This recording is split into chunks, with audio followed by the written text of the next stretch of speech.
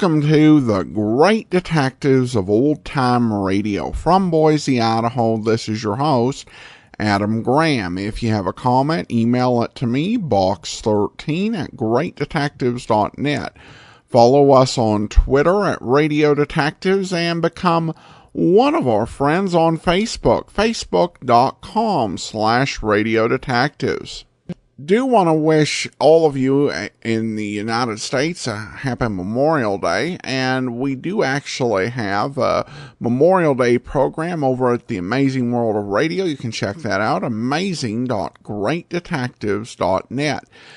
Today's program is brought to you in part by the financial support of our listeners. You can support the show on a one-time basis, support.greatdetectives.net. To the Zelle app at box13@greatdetectives.net, by mail to Adam Graham, P.O. Box 15913, Boise, Idaho 83715, or become one of our ongoing Patreon supporters at patreon.greatdetectives.net.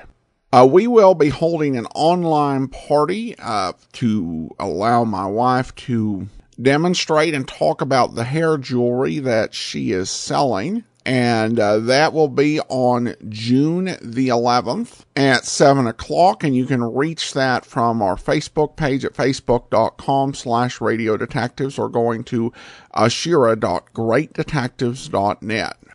All right, well, our listener's choice countdown continues. And we are back into the standard division. And number 15 on our list is Boston Blackie with Richard Colmer, which is, of course, an ongoing series that we're also doing on Thursdays. And we've been doing it for about 3 years and still have several more months to go.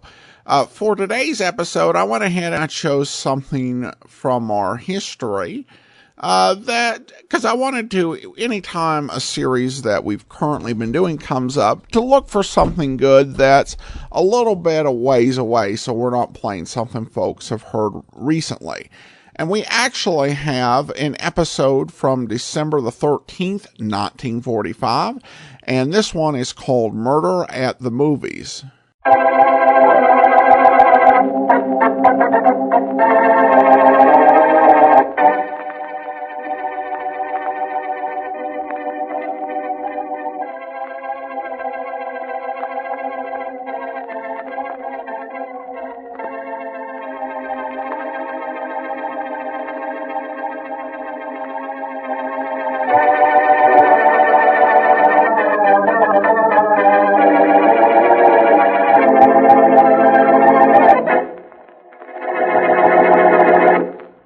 All I want you to do is open a safe. Mr. Smith, the trouble with you motion picture people is that you see too many movies. I'm serious, Blackie. Well, perhaps you'll tell us more about it, Mr. Smith. Certainly, Miss Wesley. I don't really want Blackie to open the safe. Well, now, just what do you want me to do? Open the safe. Oh, here we go again. Look, let me explain. As I told you, I'm supervisor for Herald Productions. We're making a big picture here, and we have a safe-cracking scene in it. We just want to make sure we don't have our man open a safe that can't be opened, and we want to make sure that when he does open it, he opens it properly. Well, that should be simple. But it's not so simple when you don't know anything about safes or how to open them.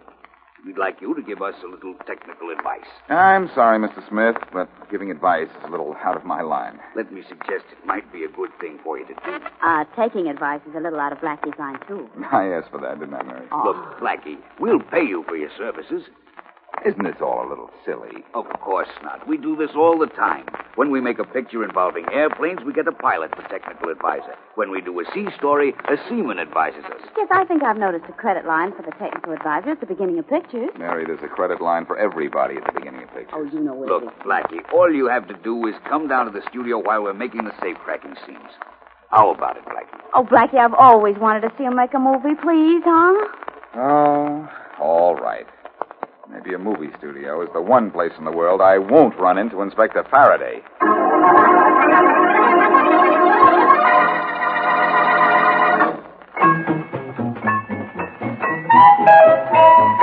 Cash? Beneficial Finance Company has the cash you want for any good reason. Just say the word. Call up.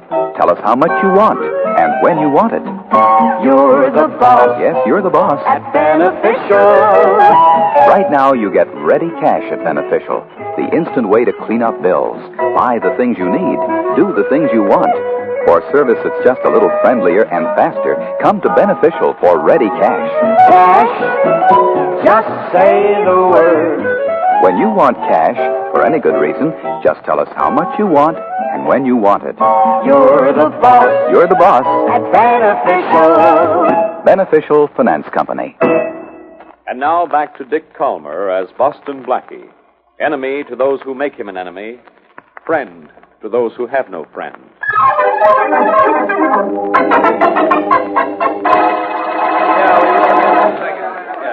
All right, let's have quiet now. Okay, Mr. Jones. Quiet! Quiet! Quiet! All right, we're going to make this a take. Can we have some quiet, please? It's a close-up. The camera will dolly in this way, get a full shot of the trunk, then pan to the left, pull back to film the entire room for the rest of the scene. Have you got it? Right, Mr. Billings. Gladys, you know what you're supposed to do. Yes, of course. Jack here says that Johnson is coming into the house. The camera picks me up as I see the trunk and get into it. I stay there until Johnson leaves. All right. Jack, you all set? All set, Mr. Billings. All right, then, let's go. Mr. Billings. Mr. Billings. Oh, Smith, look, I can't talk now. We're set to shoot a scene. Mr. Billings, I've brought Boston Blackie. He's right here. Oh? Hello, Blackie. You're going to help us out on those safe-cracking scenes. Look, stick here for a while, will you? Well, sure. Go ahead with the scene. Don't mind me. I'm here too, you know. Don't mind her either. Oh, Hey. Miss Wesley, Mr. John Billings, our director. How do you do, How do you Wesley? do? All set to rolling, Mr. Billings. All right, take it. Place, everybody. Who was that, Mr. Smith? That's Bill Barker, the assistant director. Oh, and the people on the set? The girl is Gladys Ronson, our leading lady. Oh, she's The man is fantastic. Jack Winters, just a supporting role. The fellow Johnson you'll see in a minute plays the heavy. Lights. Say, I think I'm going to like this. Smith, get some chairs for Blackie and Miss Wesley. Of course. We'll have to have quiet now for a few minutes. This is a take. Scene 122, take one. Action. Camera. Roll 'em. What are we going to do if he finds me here? I'll be able to answer that better in about 10 seconds. He's coming up the walk now. Does he have his gun? When doesn't he? There's no back way. How do I get out of here? I'll have my gun on him the minute he comes in the door. Oh, no. No, I don't want any shooting. The trunk. I'll hide in there. Well, you'll have to do something, but hurry. Tell him I've gone. Tell him I was never here. But just look at this trunk. Hurry. Close the top. Quick.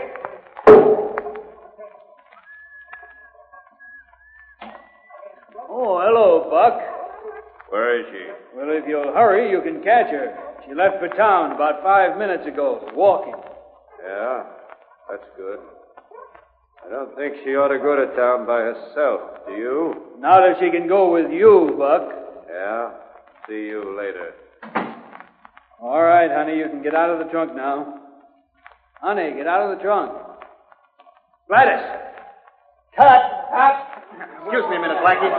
Wesley. Oh, yes, Gladys, of course. what's the matter with you? Do you think we have film to waste? Get out of that trunk. Places again, everybody. We'll have to retake Come on, the scene. Gladys. What did you do? Fall asleep in there? Now, come on, now, will you? Out. Maybe she can't open it, Mr. Billings. Barker, open up for you, will you? Sure. Gladys, what's the idea? Do you... Mr. Billings, she's been shot. I know that. I also know she's dead.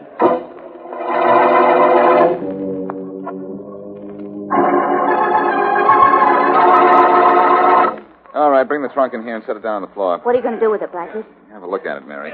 Before Inspector Faraday gets here. Thanks, fellas. I'll open it myself. There must be a bullet hole in it somewhere. I couldn't find one when I gave the trunk a once-over lightly out on the set. Oh, Blackie, what an ugly jackknife. Where'd you get that? A friend of mine sent it to me in hopes I'd cut my throat. Oh, darling. Why are you scraping the lining of the trunk? See if any kind of a gadget was in here that could have fired a gun. No. No, nothing at all. No bullet hole either. Well, put that knife away, will you? Makes me nervous. I'll put it over here on the table. I may need it later. Don't let me forget it, though. No, I won't. Uh-oh. Look who's coming. Uh-huh, Inspector Faraday, and with Mr. Billings, too. Faraday is probably asking Billings for a job in the movies as a cop, but he won't get it. Why not? Billings doesn't make comedies. Well, don't worry, Mr. Billings. Give me in a half an hour, and I'll find out who killed Gladys Ronson. First, you'll have to find out how she was killed, Inspector. Blackie, what are you doing here? Smiling, Faraday, but just for a few minutes. I'm going to be laughing at you. You two know each other? I'll say I know this guy, Mr. Billings. Like a book. Sure, but Faraday can't read. I'll ask you once more, Blackie. What are you doing here? Blackie is technical advisor on a few scenes we're going to shoot, Inspector. Well, take my advice, Mr. Billings, and get rid of him before you have more than murder around here. Is this the trunk Gladys was in when she was shot? This is it, Faraday. I didn't ask you, Blackie. Is this it, Mr. Billings? Yes, it is. You'll be able to tell from the pictures your men took what position she was in at the time. I wish I'd been able to get here before they removed the body. Say, where'd the bullet enter the trunk? I've been eagerly waiting for you to ask that one, Faraday. The bullet didn't go through the trunk. All right. So it was fired inside the trunk. Try again, Faraday. In games like this, you always get 3 guesses. You have 1 to go. I'm not playing games. And if I hear any more from you, you're going to be the one to go. I'd like to leave right now, but I don't want to miss the look on your face when you realize no bullet went through this trunk and no gun was fired from inside it. Oh, that's crazy. You must be out of your mind. If you had one to be out of, so would you be after you look over this trunk. What size straitjacket do you wear? I wear a 40. None of your wisecracks, Blackie. I'll find a bullet hole in that trunk. So help me, Faraday, there isn't one. I've been all over it. Well, I'll take that trunk to the police lab, and we'll give it a professional going over. May I come along, Inspector? No, absolutely not. That's all right with me. Goodbye, Inspector. Goodbye. Aren't you leaving? Sure I'm leaving. Oh, don't just stand there. You're wasting my time. Come on, let's go.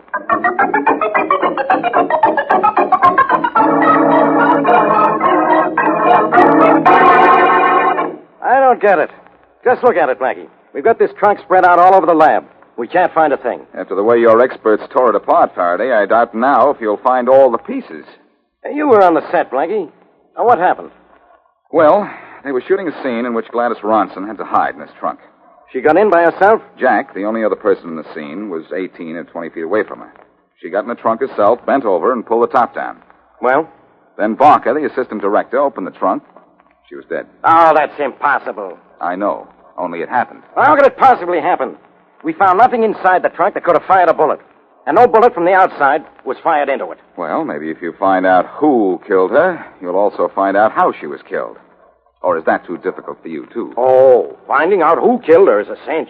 Ha! It was obviously someone on the set. That's what makes it so simple.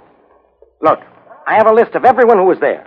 Prop men, electricians, cameramen, actors, directors, sound men, script girls, everybody. You know how many people were on that set? I have a rough idea, but I don't think you can count up that high. Well, I can count to 56. And that's exactly how many people were on that set. Exactly how many people could have killed Gladys Ronson. 56. How different, Inspector. Usually you don't have any suspects. Oh, never mind the wisecracks. If you're such a smart guy, you tell me who killed her. If you were a smart guy, Faraday, you'd know that when you don't know how a person was killed, or who killed that person, you look for a motive as your clue. Oh, I suppose you know why she was killed. No, I don't, Inspector. But if we can first find out why she was killed, that may lead us to who killed her. And then maybe the killer will tell us how it was done.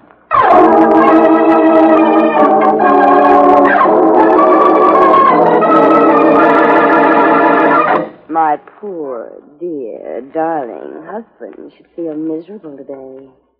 Shouldn't he, Martin, dear? Should I, Sally? Why? You killed your beautiful sweetheart, and it was all a very sad mistake. You're making one now, dear. You meant to kill me, didn't you, darling? You seem to know an awful lot. I more than seem to. I do know. I know you killed her, and I know why.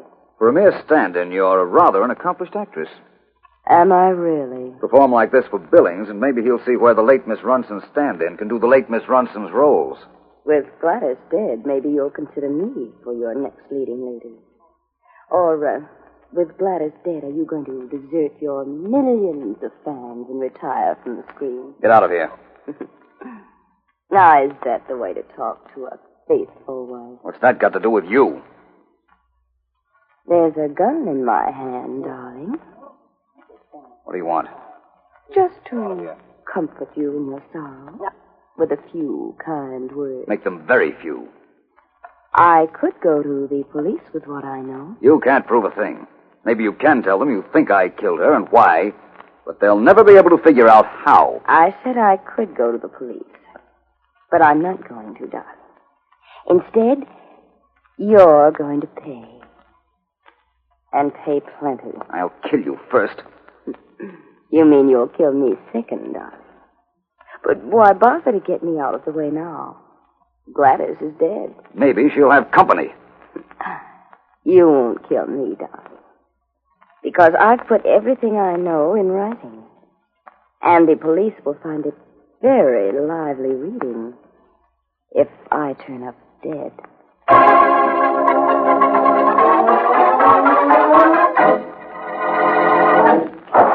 All nationwide claim adjusters present or accounted for. Good. Men, you all know our record for settling nationwide auto claims fast. Yeah! More than half are settled within 24 hours after notice of loss. 2/3 within 72 hours. That's a speed record pretty tough to beat. Hoskins, front and center. Yes, sir. Yesterday, you delivered a nationwide auto claim check 2 minutes late. Why? It was such a nice day, I thought I'd walk. That's not the fast nationwide way. Yes, sir. All right, man. At the signal, let's move out and top our record. You there, Hoskins. What are you lagging behind for? Well, what's the matter? My track shoe cleats are stuck in the floor. Nationwide auto insurance, your best by far. Nationwide auto insurance, always the best for you and your car. And now back to Boston Blackie.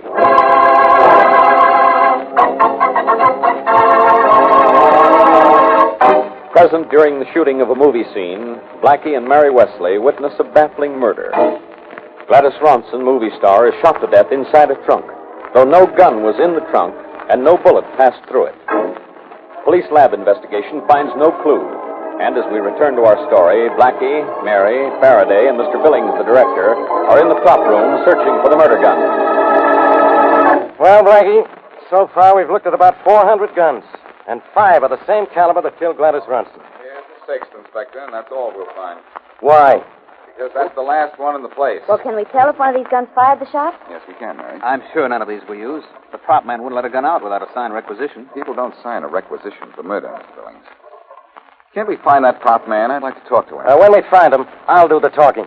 What are you doing with those guns, Faraday? I'll take him to headquarters to have them tested. Must you always take everything to headquarters? Let me have them. I'll tell you which one, if any, fired the shot. What are you sniffing for, Blackie? A possible clue. Pop.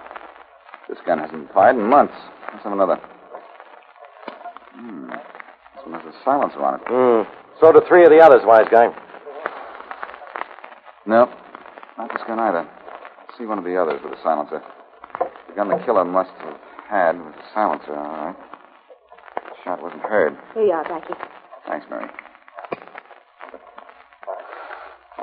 I smell the cordite. This is it. Give me that gun. Why? I want to test it for fingerprints. Don't be a dope all your life, Faraday. Any killer smart enough to commit this murder is certainly going to be smart enough to wipe off his fingerprints. I'll take it anyhow. All right. Yeah. When do we see the rushes on the murder scene, Mr. Billings? It should be ready in a few minutes, Blackie. We'll be told. We'll all see it together. I'd like to see it too, Mr. Billings. Blackie, look, it's Martin Doyle, the movie star. Trying to reach you all day. I'm sorry I was out. I wasn't in any of today's scenes. Well, we're about to show the filming of the scene in which Gladys was killed, Martin. I know you'll be interested in seeing it. I certainly will. Oh, excuse me. Martin, this is Miss Mary Wesley, Boston Blackie, and Inspector Faraday. How do you do? How do you do? Well, let's go see those rushes, huh? Maybe when I look at the screen, I'll see a killer behind it.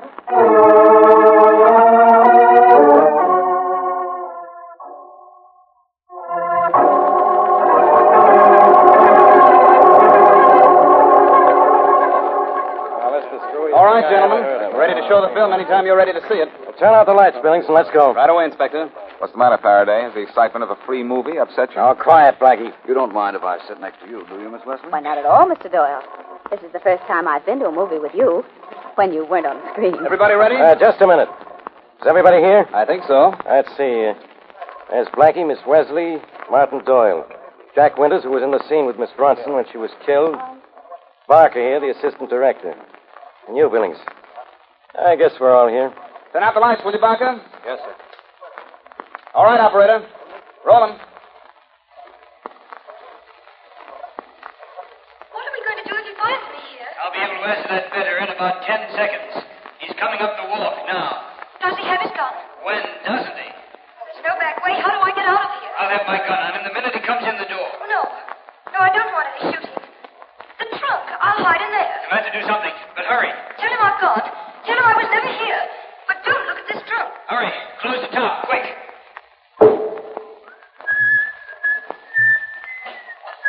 Oh, hello, Buck. Where is she? If you hurry, you can catch her. She left for town about 5 minutes. Walking. I don't know. Barker, turn on those lights. What's the matter here? Inspector Faraday. Look on the floor. It's John Gaines, the prop man. You mean it's John Gaines' body? Look, there's a knife in his back. You know something, Faraday? Sure, he's dead. But do you know something else? What? That knife in his back is mine.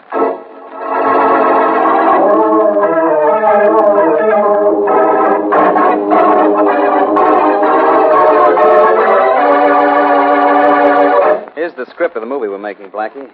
I don't understand why you want to look at it. A lot of things I don't understand, Billings. Well, you know why John Gaines was killed in the filming room and what he was doing there? I do know that much. The murder gun was taken from the property room. Maybe Gaines saw it being taken or being brought back. In either case, he was marked for murder. But Blackie, he wasn't in the filming room when we started the picture. No, he must have come in during the filming to see Faraday. Or if that wasn't the reason he came in, his killer thought that was the reason. You know who his killer is? Gladys Ronson's killer. But knowing that still isn't any help. The only thing I do know so far is that instead of having 56 suspects, as we had at first, now the suspects are narrowed down to the people in the filming room. Well, that's Barker, Jack Winters, you, Miss Wesley, Martin Doyle, and myself. And Faraday. Where's Faraday now? Questioning Barker, Winters, and Doyle. Blackie, who do you think killed Gaines? Tell me which one of those three killed Gladys and later picked up my knife, and I'll answer that. Where in this scenario will I find the scene in which Gladys was killed? Let's see. Around page 82. But I don't know what good looking at the shooting script will do you. I know the murder wasn't written into it, but you never know where your next clue is coming from. Oh. Yeah, here's what I'm looking for. Find anything? No, not yet. Say, here's something. The script is marked long shot, and you did the whole scene close up, didn't you? That's right, we did. Did that involve any major changes in your plans for shooting the scene? No, nothing serious. The camera setups were different, of course, and instead of using Miss Ronson's stand-in, Sally Green, we had to use Miss Ronson herself. Those are the only changes, huh? Yeah, that's all we Say, had. wait a minute. That gives me an idea. Something we don't have is a motive for Gladys Ronson's death. Maybe she was killed by accident. But why? I mean, someone who didn't know Miss Ronson was getting in that trunk fired at what he thought was Sally Green, her stand-in. They'd be dressed alike. Now, who didn't know that change had been made? All of us knew Blackie. Barker, Jack Winters, Johnson, Gladys, Sally. All of us. Are you sure everybody knew? Everybody on the set. Everybody on the set. Thanks, Billings. That's all I want to know.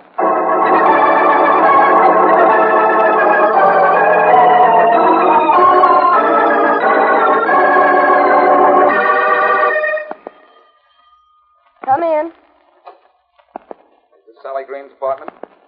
Yes? Are you Sally Green? Yes, I am. I'm Boston Blackie. May I sit down? What for?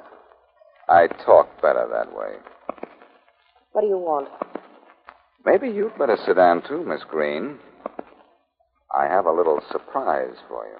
Look, I don't know you. Do you know anything about guns, Miss Green? A little. See this gun? Yes. It has 5 bullets in it. The missing one killed Gladys Ronson. The remaining 5 were meant for you. How do you know? I just took it away from Martin Doyle, and the police have just taken him away. What? We suspected him of Gladys Ronson's murder, Miss Green. We were trailing him and grabbed him just as he was entering this building. So he was going to do it. He must be out of his mind. It wouldn't have done him any good. Why not? Because everything I know about him is written down. If he'd killed me, the police would have known he'd killed Gladys Ronson. And why? Yes. Why did he kill Gladys? Because he thought he was shooting at me. And why did he want to kill you? That's all in the note I prepared for the police, just in case. Well, maybe I don't look it, but I can read. Let's see that note. I don't have it with me. I gave it to Martha Dale, a girl in the wardrobe room. You can get it from her. Well, can you tell me now just, say roughly what's in the note? Sure. Martin wanted me out of the way so he could marry Gladys Ronson. Oh, then you're his wife. Yes, I'm his wife. And I wouldn't let him go. The whole story is written down. It was to be used only in case he killed me. But he tried to kill me, and that's just the same thing. What are they going to do with him? Well, first of all, Miss Green, they're going to arrest him. Arrest him? I thought you said the police have him now. No, Miss Green, I'm afraid that was a little white lie. But when the police see what you've written in your note, they'll have Mr. Doyle. And what I mean, they'll have him.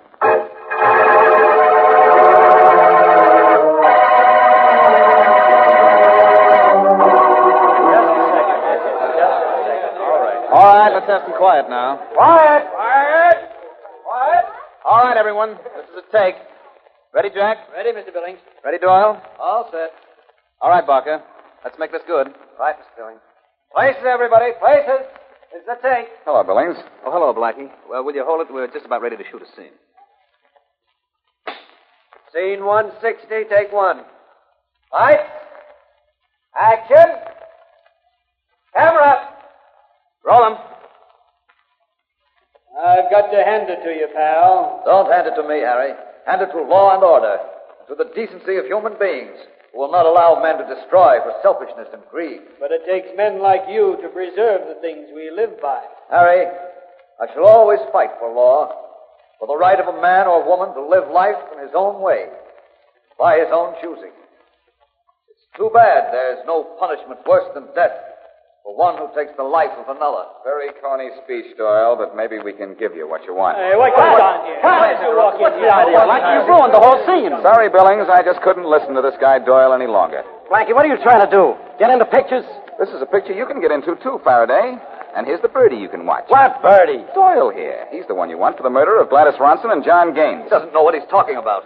But your wife knew what she was writing about. My what? I'll spell it for you, Doyle. W-I-F-E. And that spells the N for Y-O-U.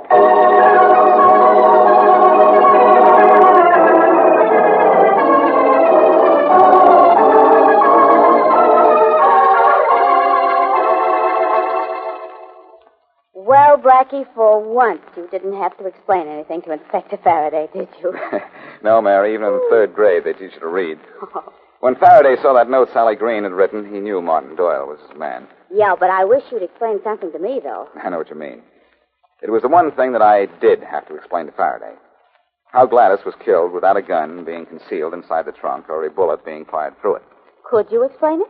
The minute I saw the rushes on the murder scene, I knew how it was done, Mary. Oh, darling, darling.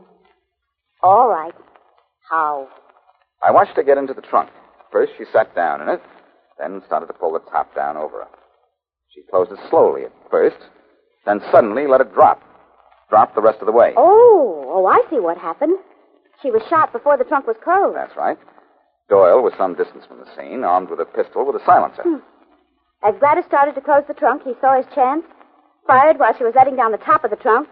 She slumped as she was hit, and the top closed. Proving Doyle was the killer wasn't so simple until I got the note written by his wife.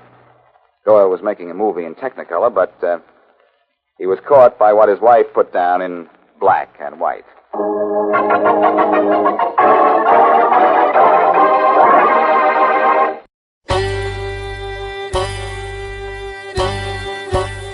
Hi, this is Andrew from OTRWesterns.com. I wanted to invite you to come take a look at our site where we put out podcasts of old-time radio westerns. Check us out at OTRWesterns.com. You're listening to The Great Detectives of Old Time Radio with Adam Graham. Now let's get back into the show.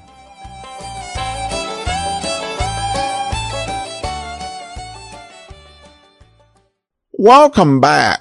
Well, blackmailing your husband to make sure he doesn't harm you again after he tried to kill you the first time doesn't quite seem a solid basis for building or rebuilding a marriage relationship on. But I don't claim to be a relationship expert.